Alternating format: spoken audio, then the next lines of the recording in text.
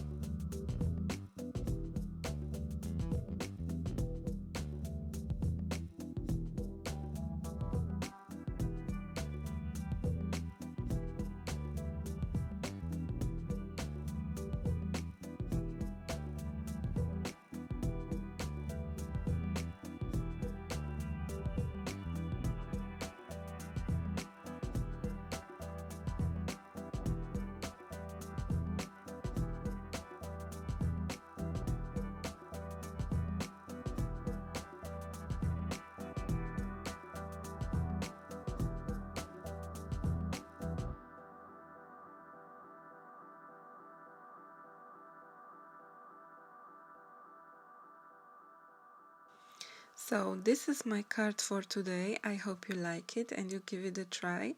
And don't forget to subscribe to my channel. I have a huge, wonderful, juicy Christmas in July series coming soon.